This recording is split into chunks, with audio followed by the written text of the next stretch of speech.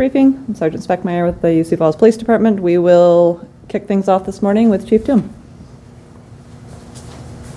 All right. Good morning, Chief John Toom. Here to give an update on the officer-involved shooting from last night. This all started with a call to Metro Communications where a male provided, "Send the cops in an ambulance because I'm about to commit a felony," was the information that was provided to dispatch. Through some work and working through the number, determined who this individual may be, and he'll be referred to as the involved male moving forward because of his age of 17, okay, involved male. That was what kind of started the call. Through some work with dispatch, as dispatch continued to speak, you could hear what sounded like the individual was loading a gun on the phone.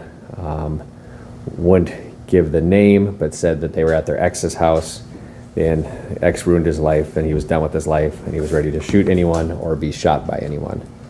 As you can imagine, this created a heightened sense for dispatch and for the officers with this information coming in. Through some work, they were able to determine that it was in the area of Astoria and Whistler Court, and dispatched officers to that area to deal with this issue.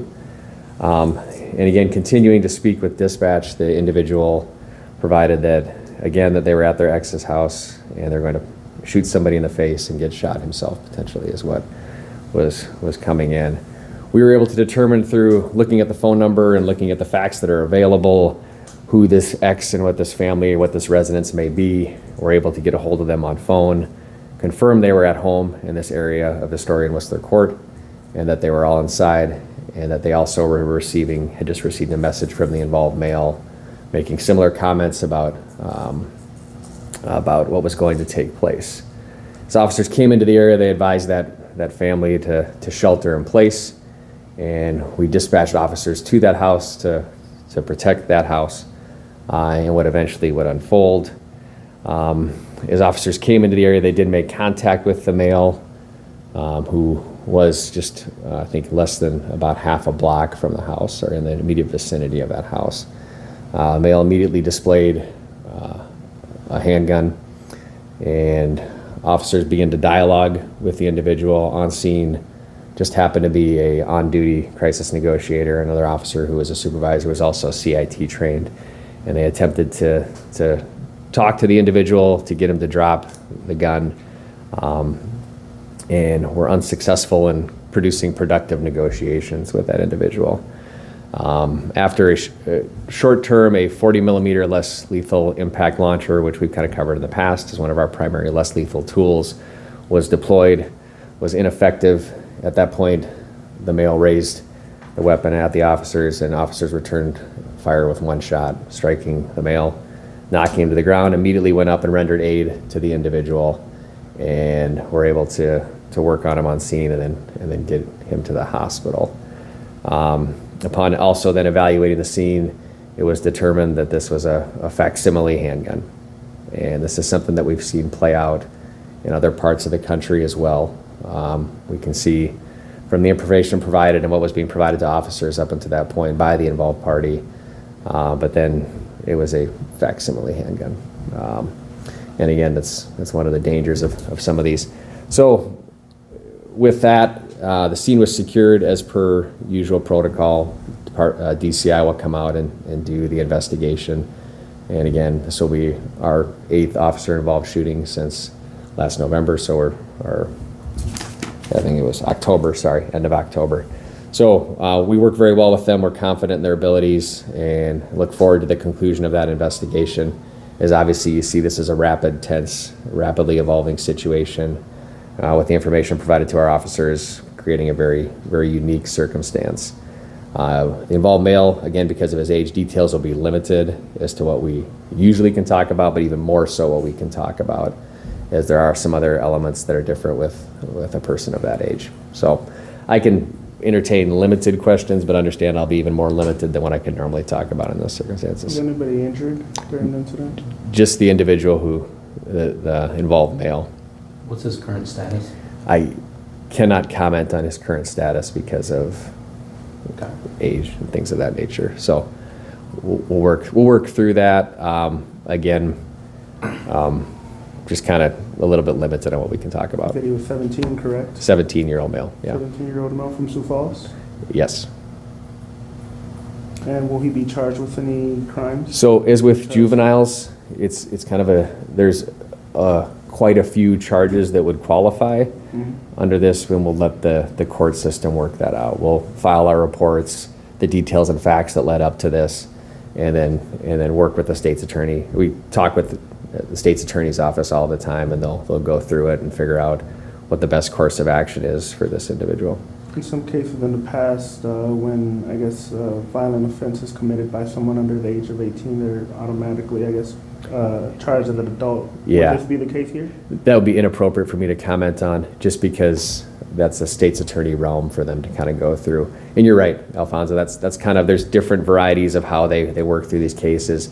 There's usually a lot of different circumstances that flow through here too.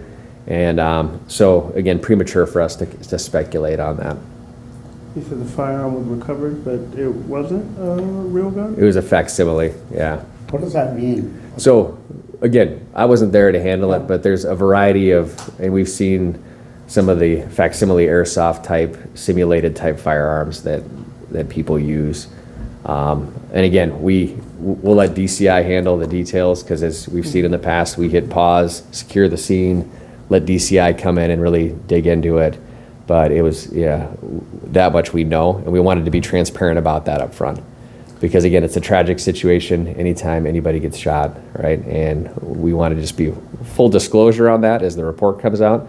That, again, but as you see with the facts that were being presented towards our officers, it was a pretty unique situation with a heightened level of concern for the residents of that area, including the family that was there and others involved. In this case, was it more of a kind of mental health incident, kind of attempt suicide by cop? So, again, I'm going to speak in generalities, because I don't want to speak about specifics to this case.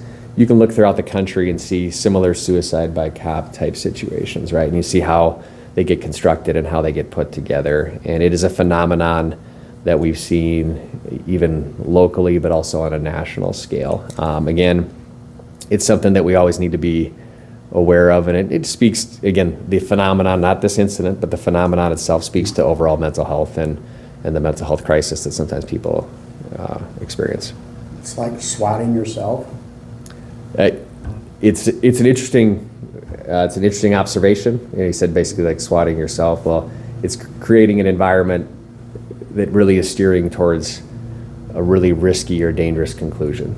And again, we'll let the courts work out, determine what's best for the involved male, because ultimately, again, we're not seeking to get engaged in these types of activities, but again, circumstances sometimes steer things a certain direction, and our officers they respond as they're trained to do when presented with certain situations. So You said one of the officers, or at least two of the officers on scene, were kind of trained in like yeah, so again, there's a large quantity of our officers that are crisis intervention trained. I believe, I'm not going to hit the exact number, but it's right around 40%.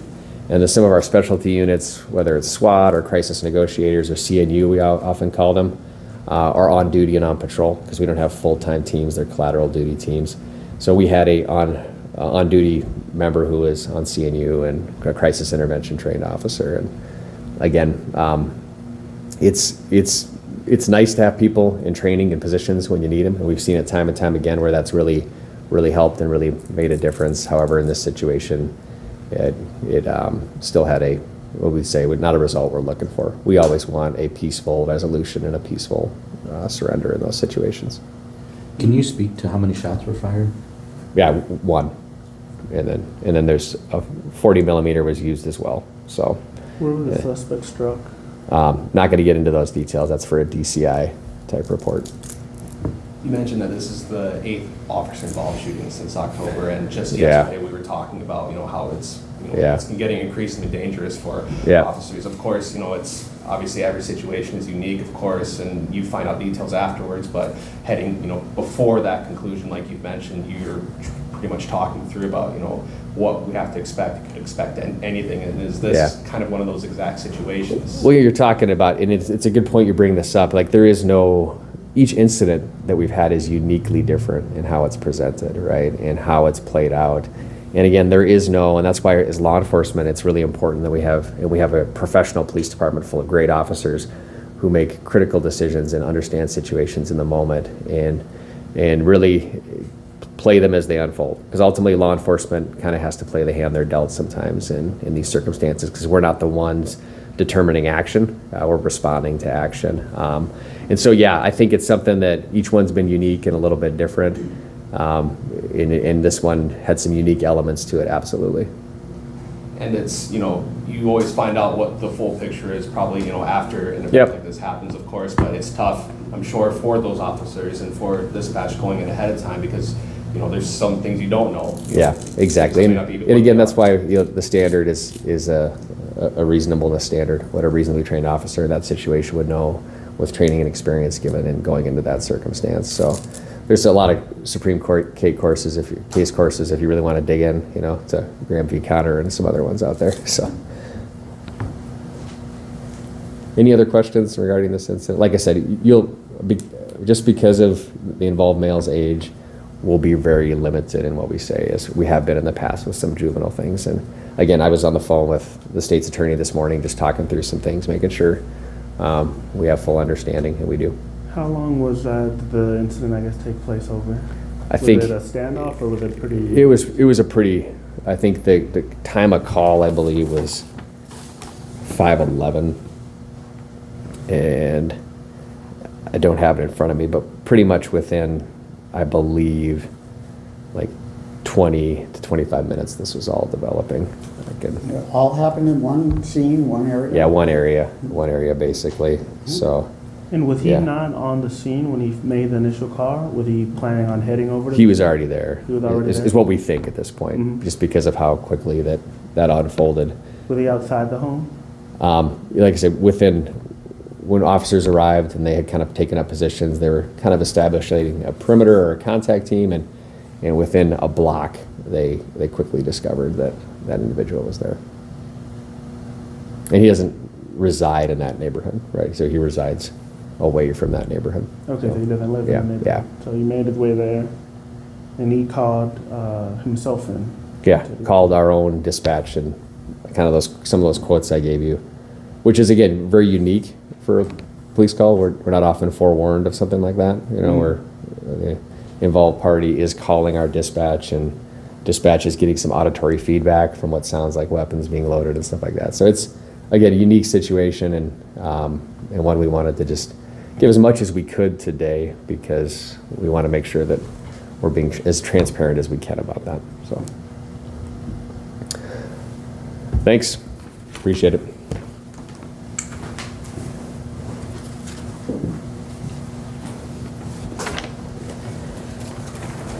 Okay, we will go through the rest of the call log that I had sent out earlier this morning. The chief already hit on one of the aggravated assault calls that is listed in that log. The other one is a domestic related. Moving through down into the burglaries, those were all report calls and appear to be unrelated. Disorderly conducts are pretty much the usuals, with one exception.